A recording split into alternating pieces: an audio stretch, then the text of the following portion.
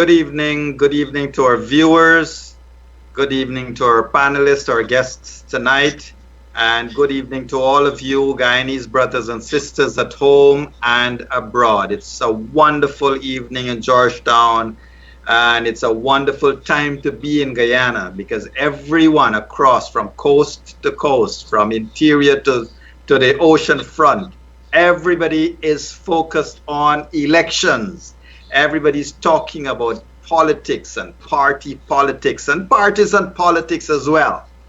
Ladies and gentlemen, over the past weeks, we have hosted a number of political parties and persons on our platform in our effort to engage with people and the political parties.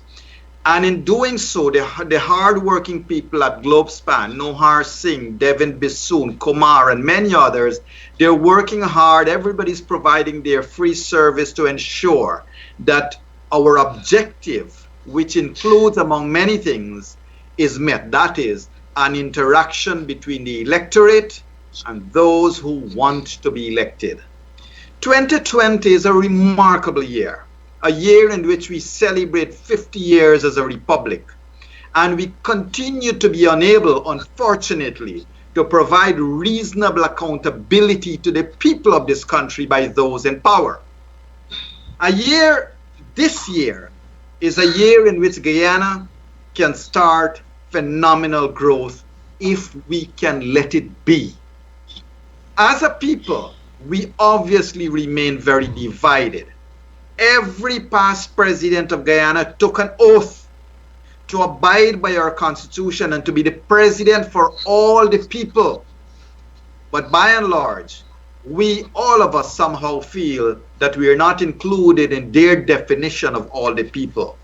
We have seen political patronages, and we are seeing blue collar, white collar, you name it, all kinds of crime in high places. Yet, everyone continues to promise a future of prosperity without really defining whether they're talking about your prosperity or their prosperity. So friends, it is literally weeks until election day, 26 days to be precise. And many persons may have already decided who they're voting for. Yet there is a small but significant percentage of the population that is undecided. And to vie for them are a number of newer parties that hope to gain enough votes to have a deciding voice in Parliament. On Globespan, we have been interviewing and we have been discussing with people from all the various parties. Their senior personnel have appeared here. We have had people from all the large parties, PPP, PNC, AFC, ANOG, all of them. And we have also have many of the other parties who have, and tonight we have one that have not been on our platform before. In many cases, the PPP and coalition, they want a definite majority. But the newer parties, and note I'm not calling them small parties, I'm saying the newer parties, want to ensure that neither of the two large parties get that majority. Tonight, to talk about some of those strategies, and to meet with us are the guests from the People's Republic Party, presidential candidate Ms. Phyllis Jordan, and deputy leader Dr. Valerie Leung. To the two distinguished ladies on our panel, welcome to this Globespan program. During this program, we are hoping to also get some updates from other parties who will be calling in to tell us how their campaigns are going. We're hoping to do that. And I must say tonight, unfortunately, we are going to have a 1-hour presentation, unlike the usual 90 minutes, because there are so many things going on. There are rallies going on, and we need to be on top of what's happening across the country. And so to take us through the discussion tonight, I am going to introduce once again Ms. Phyllis Jordan, who is the presidential candidate, and deputy leader Dr. Valerie Leung. To you two ladies, welcome to this program. Thank you for having us. If I can start, this is the first time you are here, and if I can start with a little bit of an introduction, ask you, Why did you create your party? A little bit of the background. What's your main thrust? What's your main vision in creating your party? Well, we have felt for a long time. Phyllis and I have known each other and have been involved in various battles in social issues since 1988, actually, and have felt for a long time that conservative and traditional values and views and a worldview didn't have a voice in our parliament. And we know that there's a large body in this country that share our views, a body that shares our views. And so we felt it was time for that portion of our population to have representation in Parliament. Wonderful. And just briefly, what your views and your embracing of the conservative notion. Explain to our viewers a little bit what would be within that portfolio. Well, I want to be careful about this because people have a way of, as soon as they hear traditional values or conservative values, they think right away of, oh, you're anti this or pro this, you're pro-life, you're anti this or that. And the media has been honing in a lot on our position on marriage, that we are unequivocally for marriage between one biological man and one biological woman. We are also for the sanctity of life from start to finish of our natural lives. But we are much more than that. We are for the free market enterprise, unlike what Article 1 of our Constitution says. That is something that I would like to see changed, which says that we are a nation in transition to socialism. And I am not at all, we are not in favor of socialism. Our party does not believe in socialism. It's done a lot of harm, a lot of destruction, and we have a good example, a terrible example, tragic example right next door. So we don't want to go that route, and we feel that this is something that we should come off of our Constitution. And there are other things that we believe in, for example, in our approach to dealing with crime, because of our world includes that there is not an omnipotent, omniscient, omnipresent God who sees all things and holds each one of us accountable to it for our conduct, whether it's done in secret. And so our approach, because of our worldview, would be different, I believe, in dealing with crime. Crime, of course, is a complex issue to be dealt with and needs a multi-pronged approach. I think that the approach for how would we deal with prisoners, for example, would be different than an atheistic view, an atheistic worldview. So that's a little bit of what we're about. And in terms of the economy, as I said, we are strong supporters of free market. And when it comes to our resources, we are very, very grieved about the fact that after 54 years and having a great deal of riches, we didn't just get riches since we got oil and gas. We had a lot of riches before now. And we have the largest landmass in CARICOM, and mighty rivers, and gold and diamonds and timber and bauxite and manganese and other minerals and tremendous agricultural potential. And still we're the second poorest country in CARICOM. And we've recently had a promotion. We're now the third poorest country in the Western Hemisphere. And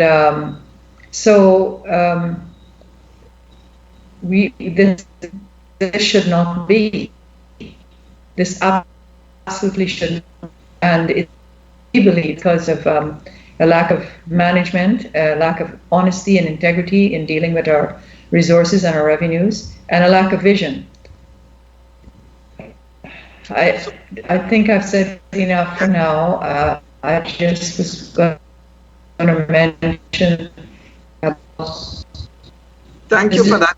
Yeah, thank you for that insight. And being appalled at the lack of development after that can be people this time in Yes, go ahead.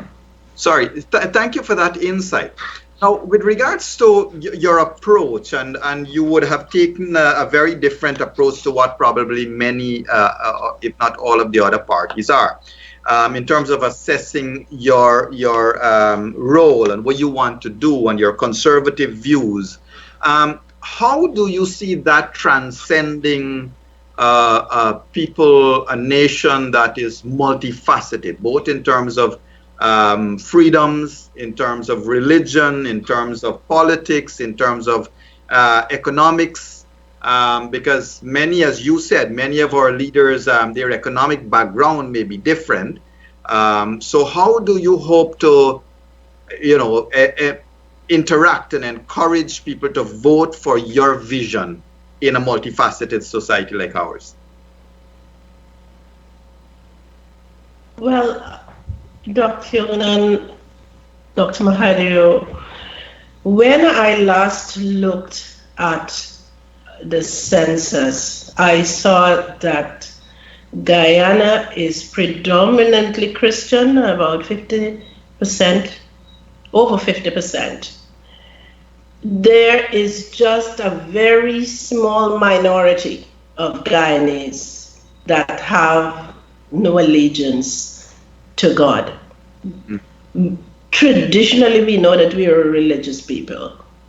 So this whole business of being secular is an imposition on us. We are not a secular people. I remember doing a project with the European Union, and one of the Dutch guys who was on the project remarked that one of the things he's seen here in Guyana is that people always say, "A blessed day to you." That is it's indicative of the fact that we are religious people.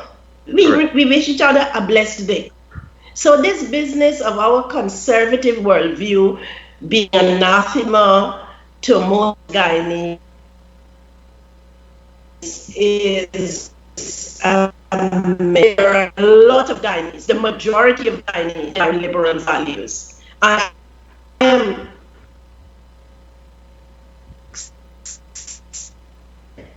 that was on March 2nd, 2020, will get a party that shares their values.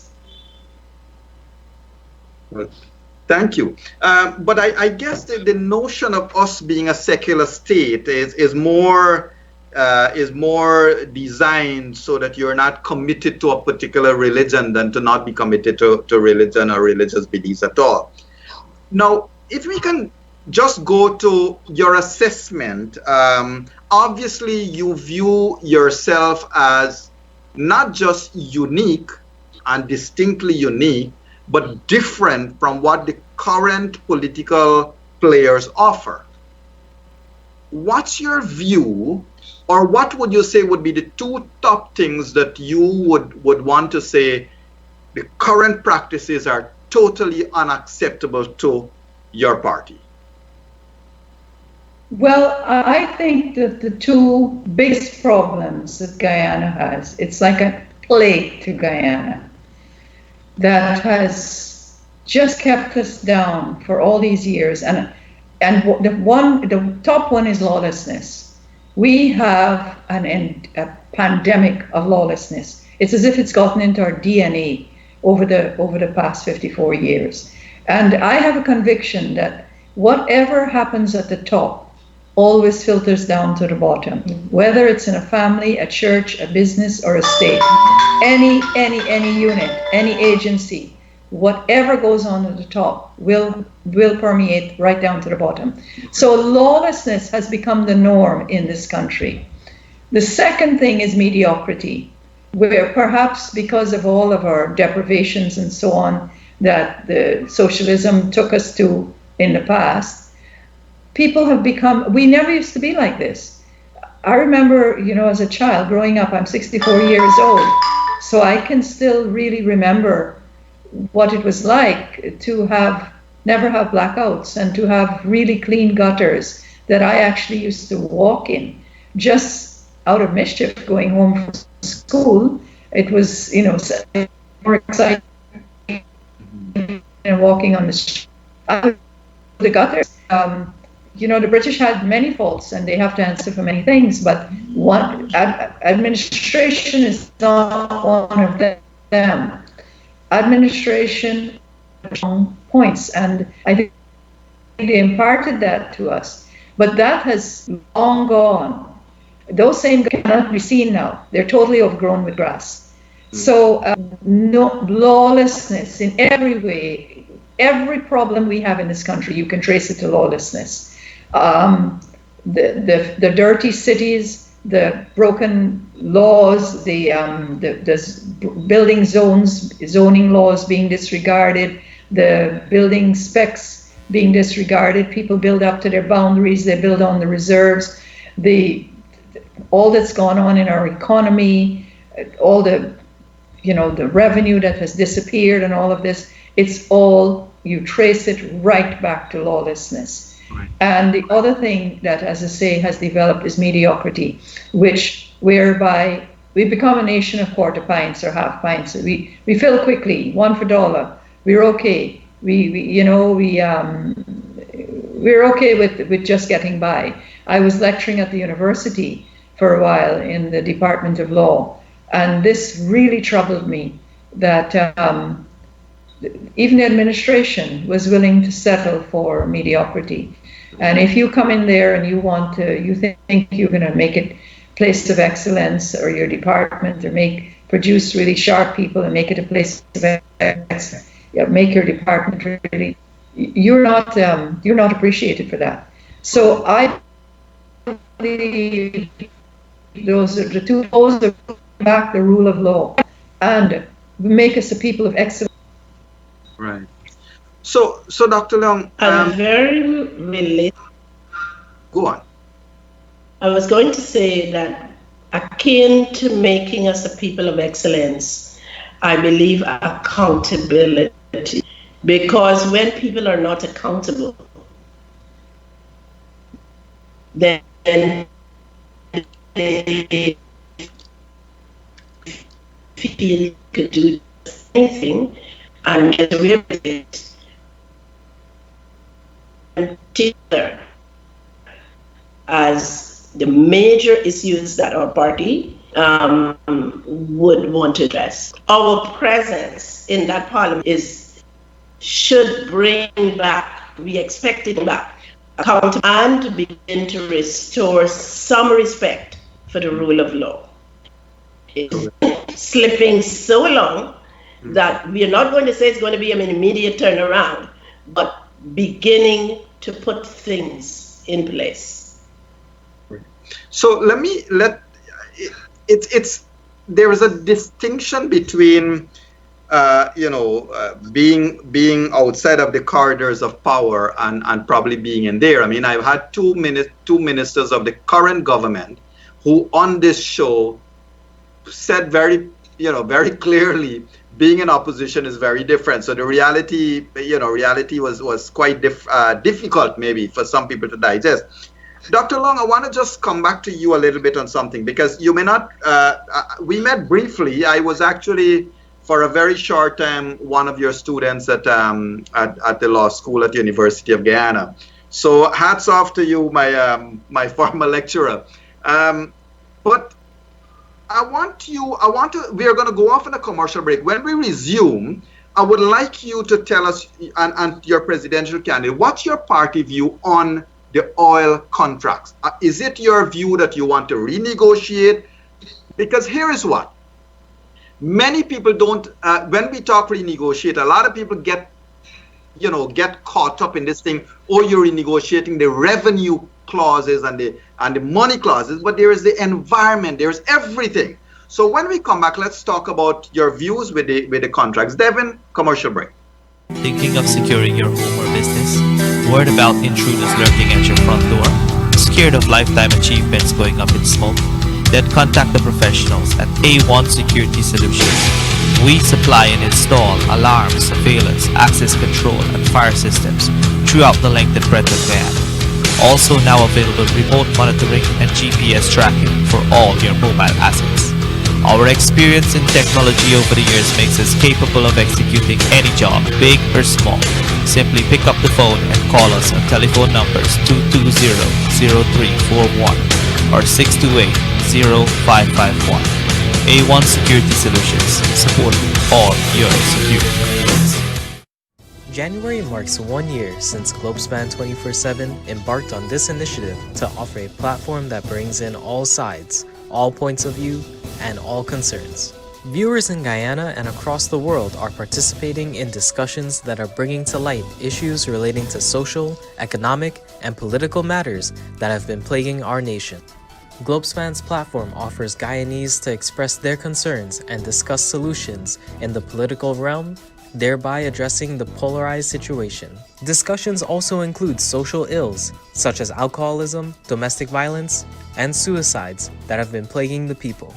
The platform also mitigates the brain drain by having speakers that live in Guyana and across the world participate in these discussions. This concept will avail a broader view for the benefit of all Guyanese, so Globespan needs your support to offset the expenses. Kindly contribute by clicking the link in the description to help support these programs.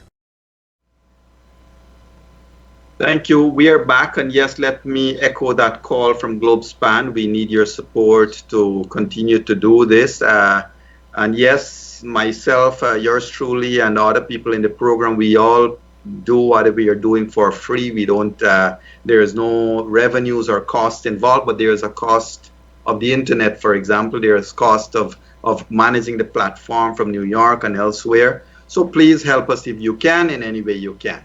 So, but our guests tonight are the two leaders, including the presidential candidate from the People's Republic Party.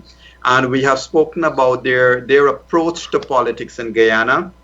They've been quite forthright so far. Dr. Leung, for example, has, assessed that, we have two huge problems. One being our mediocrity, the way we do things, the way we accept a substandard life as a standard of living. And of course, the second one being what's bothering us all, the high degree of crime in the country from top down. Now, we have spoken about a number of things, and I'm asking Dr. Leung to respond to a question with regards to the party's view on the oil contracts. And if you were to win the elections, what will you do with regards to the oil contracts? Well, my view, our party's position is that those contracts must be renegotiated.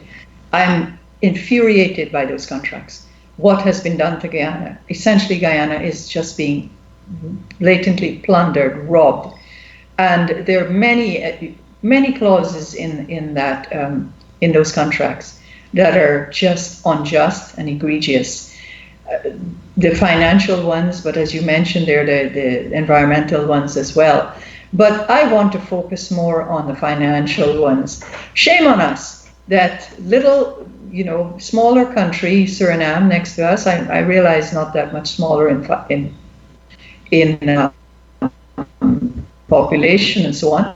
But they've just come on the scene with oil, and yet they were able to negotiate so much better of a deal in terms of signing bonuses and the royalties and the taxes that will be paid to them by these investors. Shame on Guyana. And that, they feel they have airtight because of the clause that they put in that this contract cannot be changed in any way that is detrimental to the investors. As someone trained in law, as you are, you would be aware that there are things that can void a contract or render a contract null and void, such as mistake or misrepresentation or illegality. And I am not intimidated by that clause one bit. This contract has to be renegotiated. Guyanese must get what is rightfully theirs. we don't plan to be foolish. We don't think that investors come in, to any business as a charity. We know that they have to make a profit, but there must be fairness. That oil is ours, and we must get what belongs to us rightfully. Absolutely. Thank you for that very clear answer. Presidential candidate, do you think, what's the realistic feeling? What's your realistic view about your chances at the polls? I believe we have a very good chance of us to be that third force that stands between the two big parties. There are many people of faith who are looking for an alternative to the PPPC and the APNU. And there are many people who, over the years, have a candidate that reflects their values. And our candidates have served Guyana. I personally have been a teacher for the last 40 years. Thousands of children have come through my hands. I'm teaching my grand students now. And those people are glad to see someone who has served faithfully, representing them in Parliament. And so I have absolutely no doubt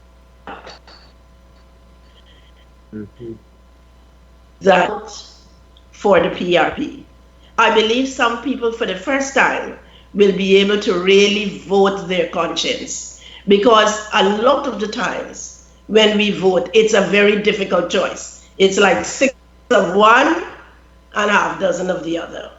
But I think for the first time, there are people of integrity, vision, people of knowledge, people who have a sense of putting Guyana first, who will come to Parliament. They may not have long experience in politics, but if politics is anything about people, I guarantee you we've got long experience with dealing with people. So I'm confident.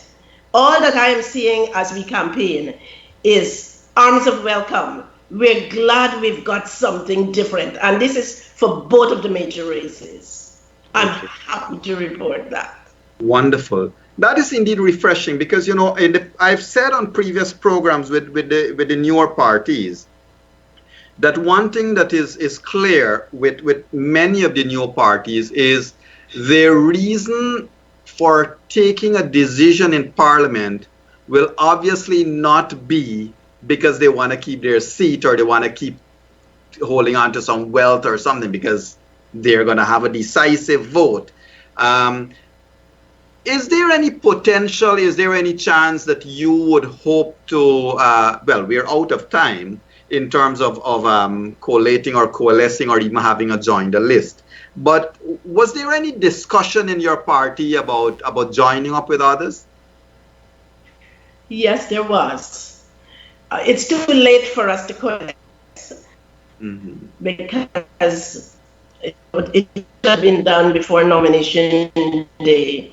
There were approaches, but because our values on important issues differ from the values of other smaller parties, we did not accommodate that option. Okay. So we go forward. You see, my position is this. The concept of a third force in Parliament is not a new one. Under the PPPC, we had the TUF. Mansour Nadir disappeared in the PPPC. He was swallowed up by them. In the case of the APNU, the AFC is virtually the same. This business of coalescing can lead you to a place where you have no voice. You have to vote with the bigger party. We do not want that situation. What we want is a voice. We want to stand between the two big parties and guard the well-being of the people of Guyana. And we are fully conscious that just being a third force would not do it. But being a third force that cannot be bought is what will do it. And I'm telling you, God-fearing people have the gumption to stand and not be bought. I think for the first time, our worldview, the worldview of the people involved in this party allows them not to be bought, because our worldview tells us that we don't lay up treasures on earth, because the treasures on earth can be corrupted by moth and rust. But we lay up treasures in heaven where moth and rust does not corrupt it. And so being bought is not an issue.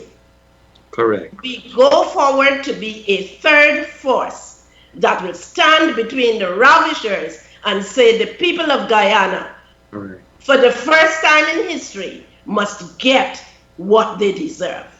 But isn't that a very difficult proposition? Look, in pre-2015, the AFC was a singular voice in Parliament, aside from PNC and PPP, and they hated, and they said they hated, and they took action, and they restricted, for example, the Chronicle and NCN to $1. Today, barefacedly, shamelessly, the Chronicle and the government media is not Guyana's media, it's just the AP and UAFC's media. They don't do anything for Guyana anymore. Their masthead even has taken, in many cases, their party colors. However, if you have that one voice in Parliament, how do you hope to overthrow these two behemoths? Because they can support each other and push you aside.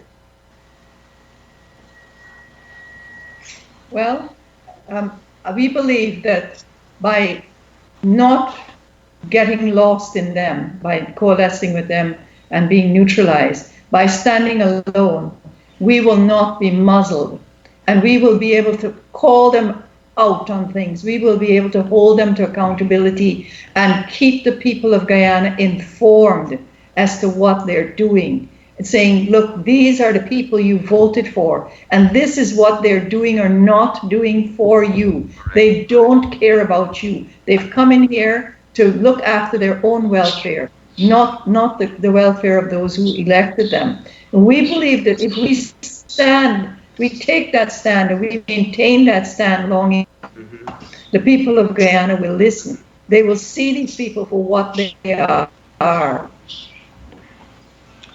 Well, thank you for that. But objectively, I mean, I personally see that there is a challenge. And let me welcome Kian Jabor. As I did alert viewers at the top of the program, we're hoping to get feedback from a number of various parties as to what's happening on the ground, what's happening in their camp, how they're approaching the elections campaigning, and so forth. Let us take another commercial break, and when we come back, I want to come back to your views, Dr. Leung and Ms. Jordan, with regards to what's happening on the ground now. How are you taking your campaign to the people and people's reaction to you on the ground? And then we'll move over to Kian to find out how his party, the ANOG party, is doing on the ground too. Let's go off on a commercial break and be returned. I came here as an undocumented dreamer 25 years ago. We had no health insurance. Getting bused to school meant going halfway across the borough. Then we came home to single parents who actually worked night and day. We lived in illegal housing where the biggest fear was a knock on the door. Like so many of my neighbors, we won schools that produced better results for communities of color. A transportation system that doesn't leave us stranded and late for work all the time. Where purchasing a home isn't a luxury. There's a lot we can do with the right leadership. I learned how government works and when it doesn't work, with over 10 years of leadership at 3 city agencies. For over a decade, I was the youngest person on my community board, night after night, listening to the problems of my neighbors. We brought our community together to mentor children in Southeast Queens. I always took a direct role in the challenges facing our community. And today, I'm taking another step to bring solutions. I'm Richard David, and I'm running to be your assembly member in District 31. After one time is another time. Now Guyana has choices. Choose between American Airlines, Caribbean Airlines, or JetBlue with non-stop and direct flights to Guyana. Check out these low fares. From New York to Guyana, fares start from $209 one-way, $462 round trip. From Miami to Guyana, from $205 one-way, $448 round trip. From Orlando to Guyana, from $271 one-way, $591 round trip. From Atlanta to Guyana, from $271 one-way, $591 round trip. From Houston to Guyana, from $372 one-way and $751 round trip. From Toronto to Guyana, $272 one-way and $486 round trip. These are non-stop and direct flights with all taxes included. Call Travelspan and choose your airline with low fares. Call Travelspan now. In USA, call 718-845-0437. In Canada, call 647-557-6200. That's USA, call 718-845-0437. And in Canada, call 647-557-6200. Or book online at travelspan.com. Travelspan, serving the community for over 26 years.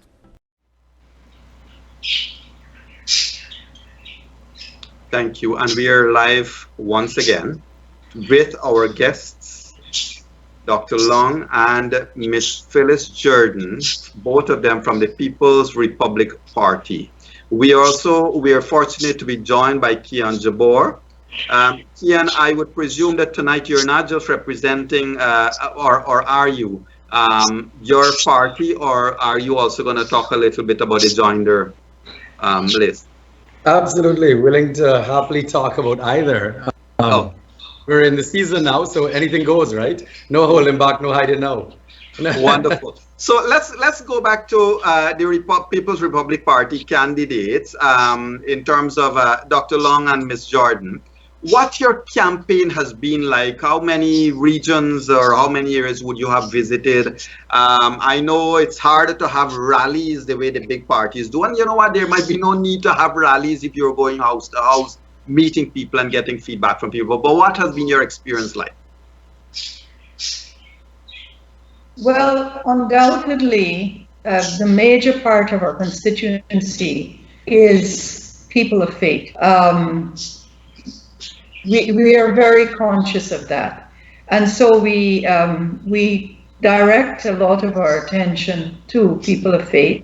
We feel that the advantage our party offers and has is that up until now, people only had one reason for identifying with a party, and that was race. Because so often, year after year, election after election, people would look at the party, our two major ones I'm talking about, and they would say, you know, they don't share my values, they don't have my goals. So how do I decide which one to vote for? What have in common? And it's then, you know, they look at it, well, you know what? Race. That's the only thing I have in common with them. That's how I'm going to make my decision. That's the only thing, the basis for loyalty to this party or that party. We feel that our party for the first time brings another basis on which people can make a decision. This is what I will identify with this party. This is my basis for loyalty with this party. I share their values. They share my values. For the first time, we feel that people have that option. Understood. And the feedback in terms of people translating their sharing of values to that mark on the ballot paper, you're confident that transition will be there?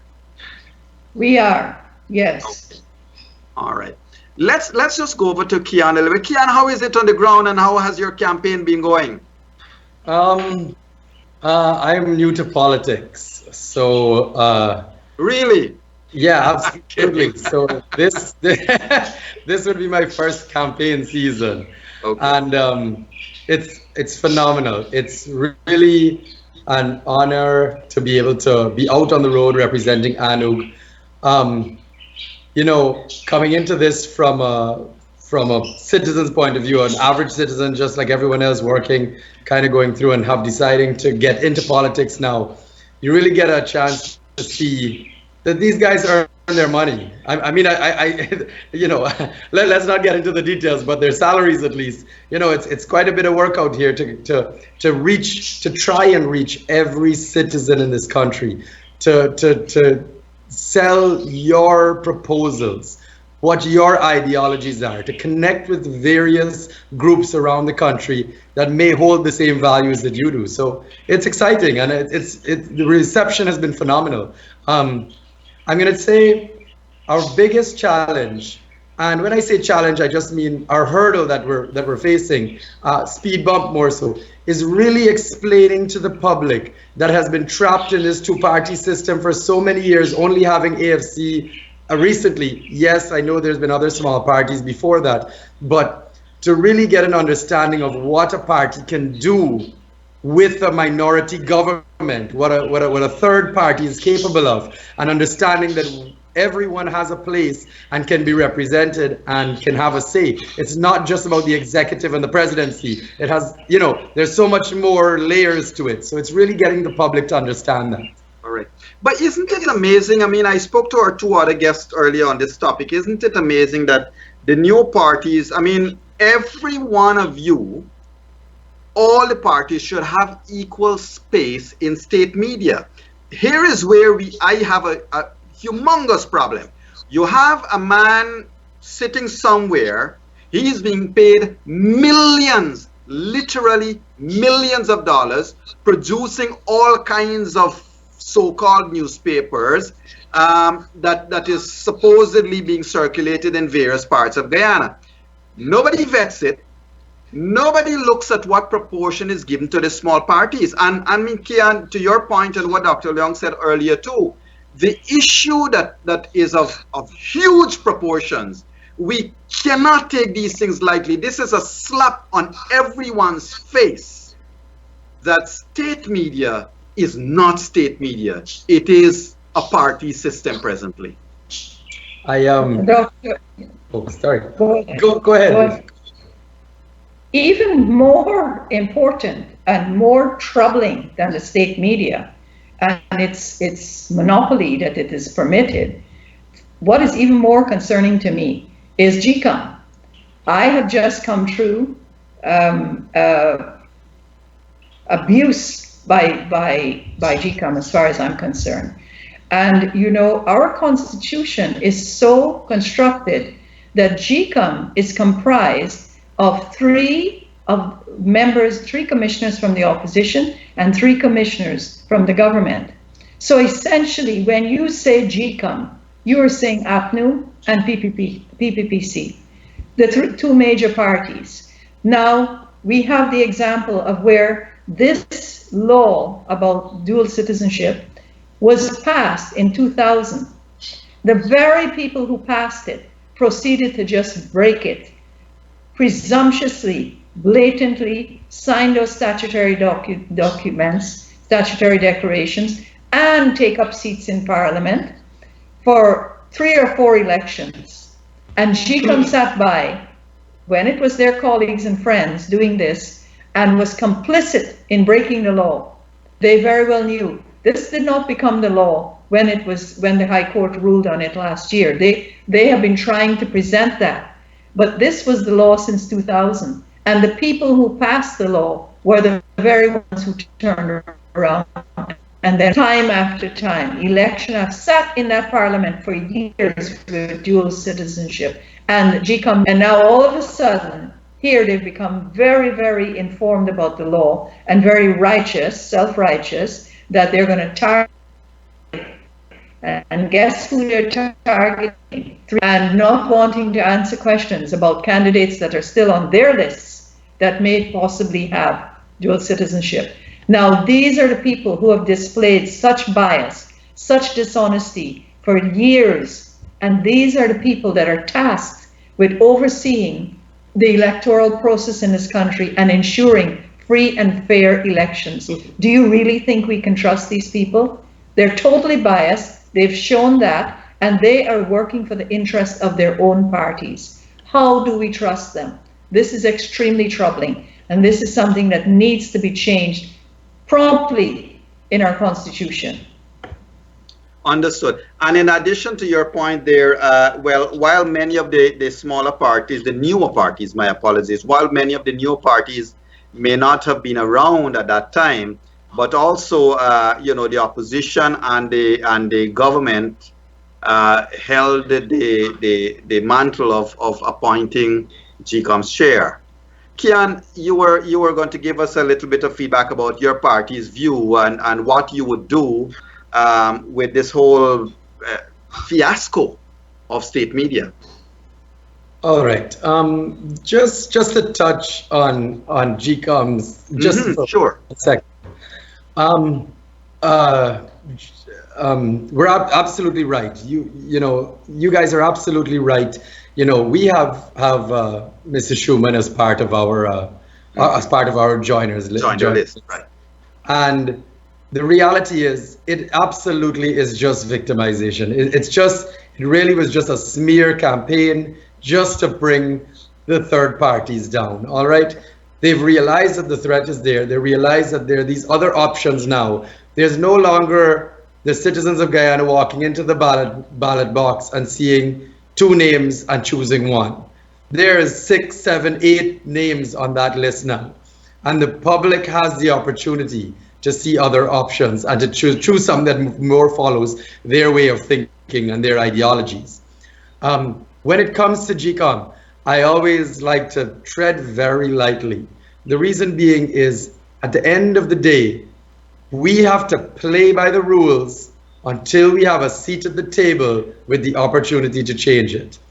Correct. If we start to discredit the system now, we will add to the fire that we already know exists in Guyana that's capable of erupting. So we always just need to be very careful and understand that in the end of the day, at this very day, on March 2nd, after 6 p.m., we have to respect whatever they say. We can challenge it in court, we can do whatever we want, but we have to understand that when that decision is made, we will follow through. I completely agree, though. This is not absolutely, please understand that this is not me disagreeing with you. They need an overhaul, an absolute overhaul. That whole GCOM system needs to be depoliticized, and this whole fiasco of the two large parties having such a large say as chairmen and chairwomen within that organization is causing a major issue. And we know the Constitution, how it's set up, that these two major parties, leader of the opposition gets to choose and then, delivers a list and it's chosen by the president. That's madness. Okay, that's perpetuating the two-party system. That has to change. So moving on from that, we now get to the state media situation. And this is funny because I just was sitting down with a group of our marketing guys talking about how Anu has a few more ideas coming before elections and, some ads we want to put out. Right. And I was laughing because we're sitting here saying, we should really have more opportunity in state media and all these other sources. If I were to sit down and think back 5 or 6 years ago, none of these opportunities were even a thought. We did not have any chance of even arguing that we should be a part of state media, that we should have an opportunity. And, it's still happening today that we're not being allowed, and they're hindering us and they're holding us back. But at the same time, I count my lucky stars that we've been able to have, on certain unbiased platforms that we were able to get our message out there. I mean, people, look at Globespan right now. This didn't exist. This is unreal, right? How could we come out here and be talking against the government? We were so victimized and we were so oppressed that we are slowly building back, and we got to understand that we are on the turn. We are on the cusp of a change here. So before we sit down and fight state media and say we need a platform, how about we say when we get in there, we done with state media. It's over. Right. We're going to cancel all that together. Our positions in Parliament will be to do away with state media altogether. Okay, all the money that's funneled into there, if they want a chance to get their message out as a government, they will pay and they will have an equal platform like everyone else, and this will be run on a private sector basis and people will have equal opportunity. That's my opinion on that. At this point in time, we can argue it back and forth about we should have a chance, but we're not going to. So let's just move on and say, you know what we're going to do? We're going to learn from what's happening right now, and we're going to make sure it's right the next time around. Right. You know, Yes. Dr. Mahadeo, if I may come in there. Sure. I believe the whole discourse around state media is not as important as it used to be, because now we have social media, and social media is reaching hundreds of thousands of millions of people, and it's interactive, and young people have the opportunity to hear us, and even older people.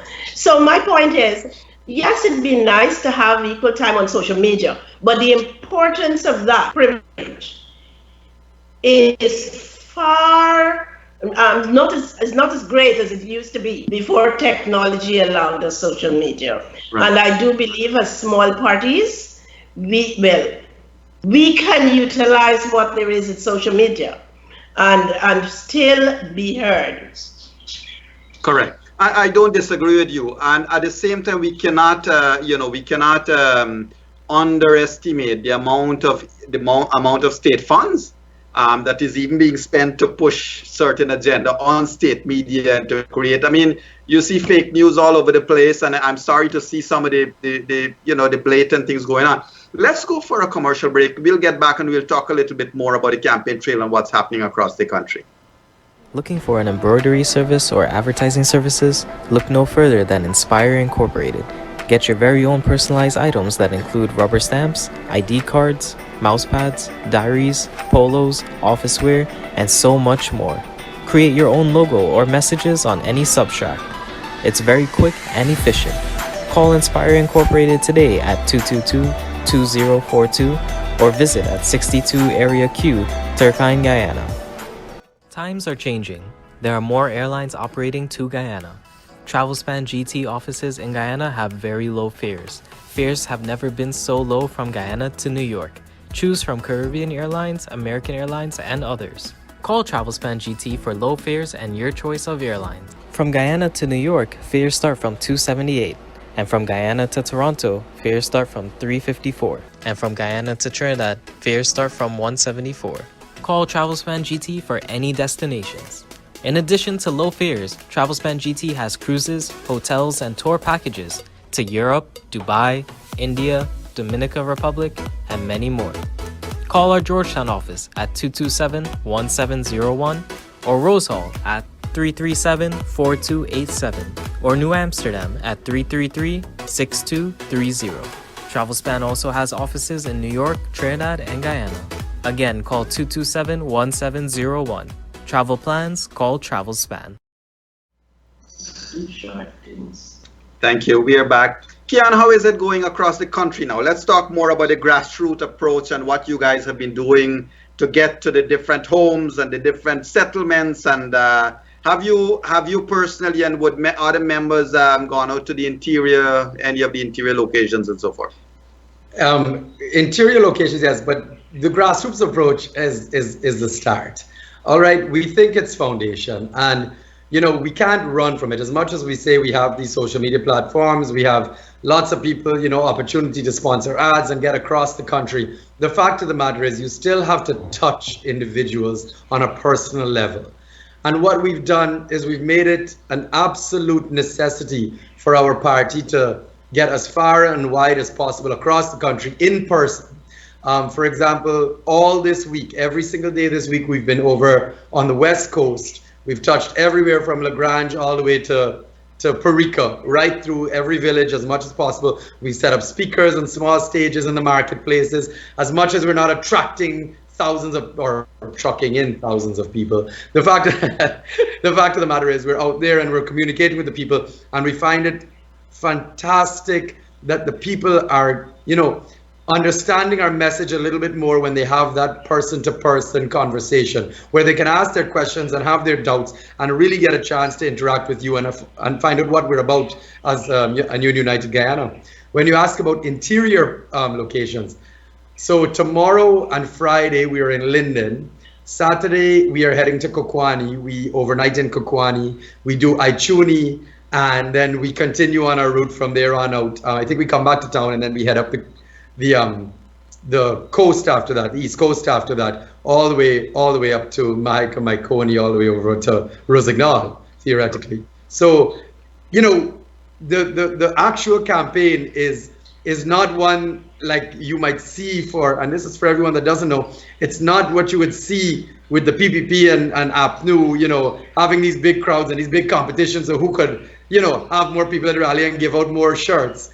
It really is more of an interactive campaigning where we set up a stage, someone is out there speaking, and then the rest of the team moves around and interacts with people speaking about it. You know, we have our flyers, our leaflets.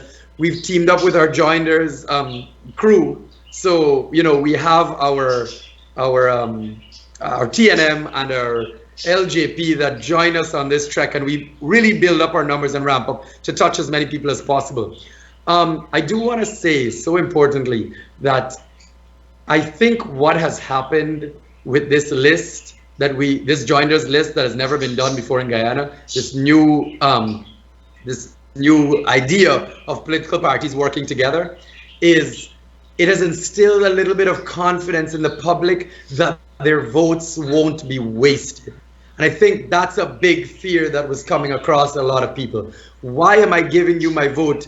You guys aren't even going to get a seat, and then you get 2,000 votes, and then you know, across the country, then you have no one. Well, if 3 parties get 2,000 votes each, and we're allowed to join after elections and count it together, well, we're going to get a seat. So it's instilled a little bit of confidence that people understand that, well, you know what, maybe we can have a voice with this group. And that's been allowed. ANUG, LJP, and TNM have really, you know, crossed the threshold when it comes to interacting with the public on that.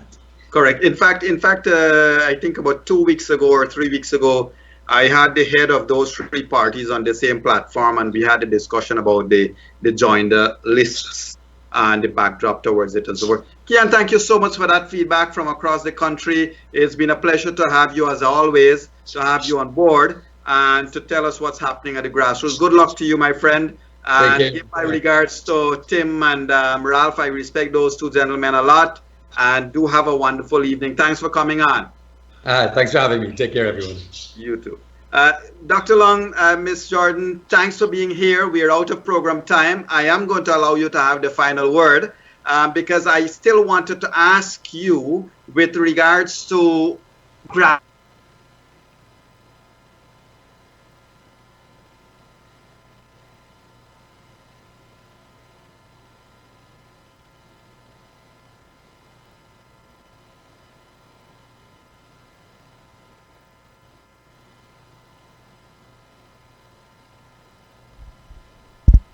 One second as we reconnect to Dr. Yog.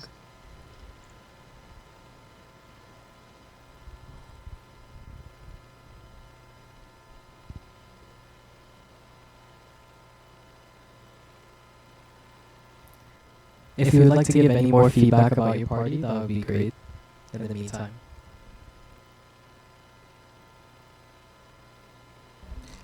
Yes, go ahead.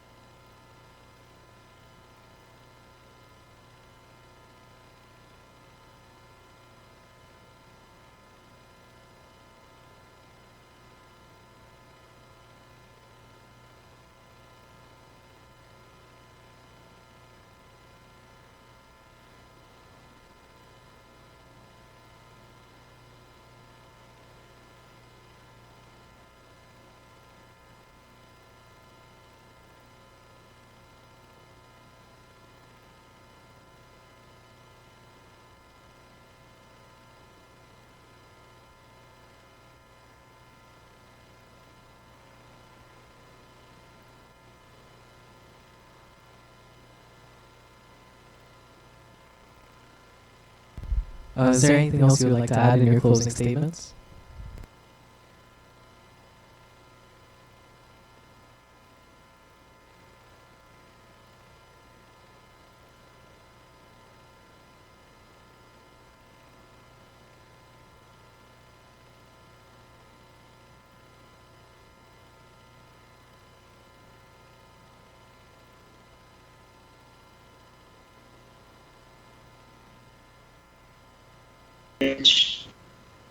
Regarding constituency, people of faith. And so as we network with those people and they sell the message of the third force, they sell the message of this party to their constituencies. And so little by little, congregation by congregation, group by group, we are reaching out at the grassroots level. And I can't tell you the amount of hope we're bringing to those people as they recognize that because of a party that is God-fearing and comes with integrity to sit at high decision-making forum of this country. And it's been wonderful. We're meeting people of faith, and people of faith generally have been very welcoming to our coming on board. Wonderful. Well, thank you for that update. And my apologies to our viewers. There seems to be some real issues with the internet tonight from all sides.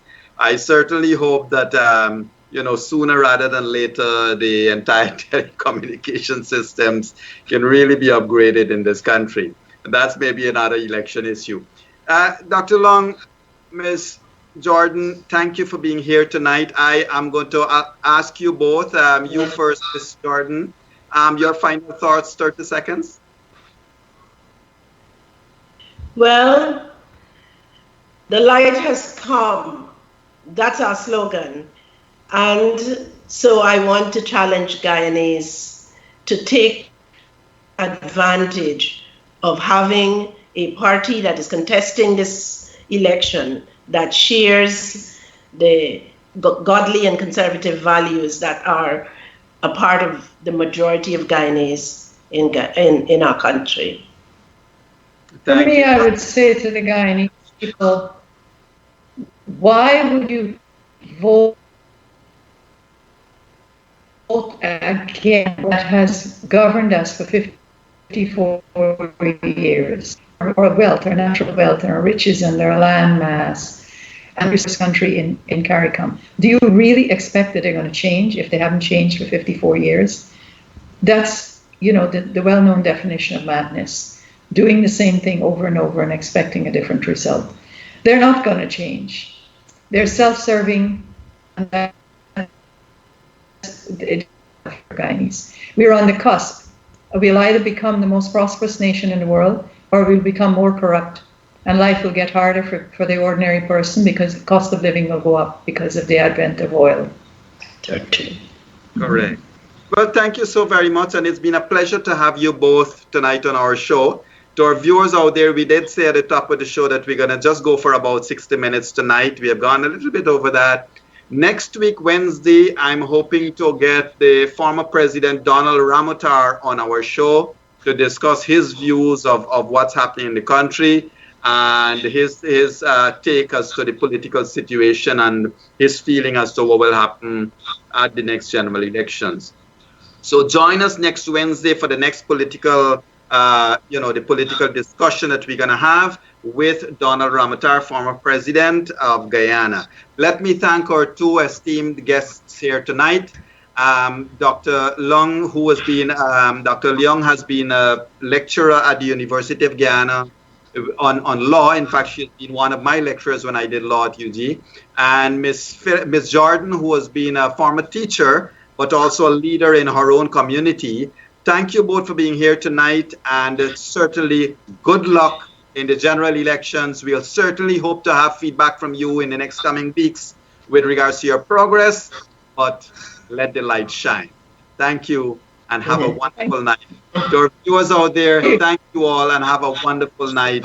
Thanks to Nohar Singh, Devin Bisoon, and Kumar, and all the others who are working hard behind the scenes to make these shows possible. Please support them, support us. Good night, one and all.